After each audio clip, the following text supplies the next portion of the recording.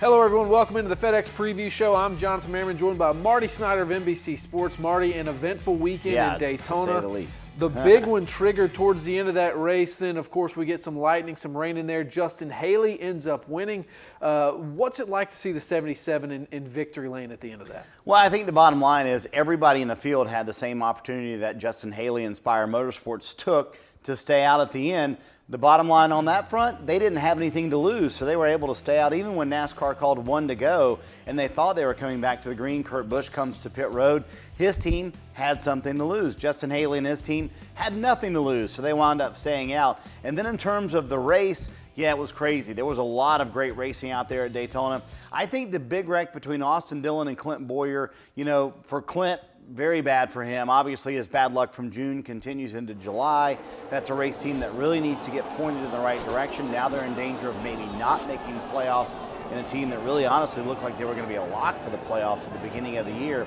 But to me, what I take away from that wreck that no one's talking about, that's where the manufacturer alliance goes too far. The reason Austin Dillon was so aggressive trying to get to the bottom is because he left all of his Chevrolet teammates, and he said it. I felt bad. I left them. I was supposed to be with them, and that's where it goes too far in my opinion. The drivers are so worried that even if they leave their teammates for a minute, they're going to be in trouble, or they're going to get in trouble from Chevrolet or from their manufacturer. So that's where, to me, it goes too far, Jonathan. I think that's all that wreck was Austin trying to get back to the bottom because he left all the Chevys. Denny Hamlin was leading that group, but behind that was all Chevrolets. And I think that's where it just goes a little too far when that's the mentality. Oh, no, I left them. I got to get back to them immediately. Certainly a sense of urgency played out. But this weekend, going to Kentucky, another mile-and-a-half track where we've had just a couple guys that are active in the field win races there. So Martin Truex has won the last two. Brad Keselowski's won 3 there. Kyle Busch has also won 2 races there. Is there anybody outside of that group in your eyes that can, beat them? Because, these have been 3 of the best cars all year long. Yeah, I think there certainly are. And to me, as you look at the entire field right now, it's more wide open than it's been all year long. I was talking to Paul Wolf about this, and he said, listen, it's harder to win races now. They won 3 races early in the season. You've added the entire Hendrick Motorsports group.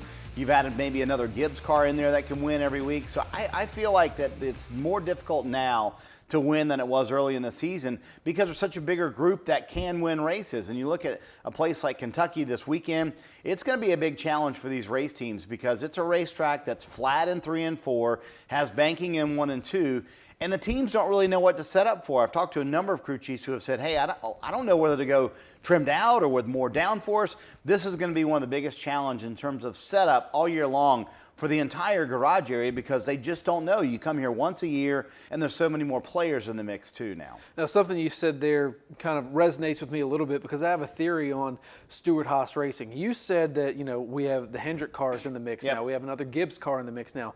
I think that that's why we're seeing some of these guys at Stewart Haas Racing who were hot at the start of the year kind of tail off a little bit because there are 4 or 5 more cars out here that they have to run with and get around.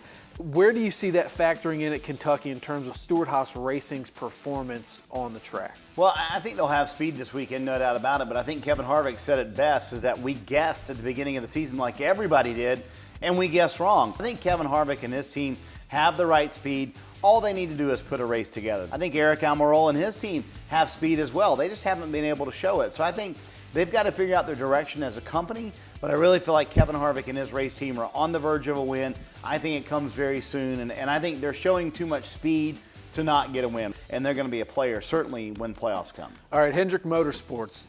I feel like they still have a couple more rungs to climb before we can put them in the Joe Gibbs Racing and Penske, Team Penske conversation. Is that fair? Do you think that they are there with those 2 teams? I disagree with that. I think they're there with those teams right now. And in fact, I think there's 3 cars really at Hendrick that could win right now. And I think you're in a situation where you could see William Byron win a race. Alex Bowman certainly can win a race. Chase Elliott certainly up there as well. So I think they're in a really good spot where they can win races more consistently. But I think Hendrick Motorsports, if you're talking just speed-wise, I think they're there. It's putting races together is what they need to do. And I really feel like, yes, Alex Bowman's gotten a lot of the headlines lately. I still feel like Chase Elliott's the best team in that organization.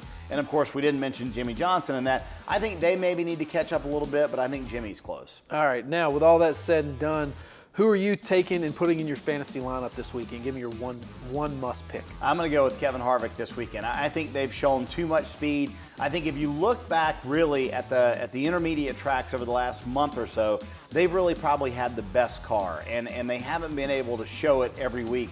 And it's one of those things, Jonathan, that once they put it together, they'll start clicking off wins very quickly. There's a lot of good Kevin Harvick racetracks coming up, so I think Kevin Harvick is the guy to beat this weekend. All right, when the sun goes down, I like Cole Pern, Martin Truex Jr. That's a good pick. I think we're going to go 3 in a row this weekend. That wouldn't surprise me at all. I mean, they've certainly had the speed. I do wonder what happened to them in Chicago. None of the Gibbs cars really showed the speed I thought they would show. I think Denny Hamlin was really the best Gibbs car. They had that penalty on pit road at Chicago. But I think Truex is certainly a safe bet at Kentucky. He loves that place. I'll take safe all day long, where you can watch the race this weekend. It is Saturday night, the Quaker State 400, 7:30 p.m. Eastern Time. That's on NBCSN. Marty, we appreciate you joining us. We appreciate you guys watching us. Make sure you catch us next week as we preview New Hampshire.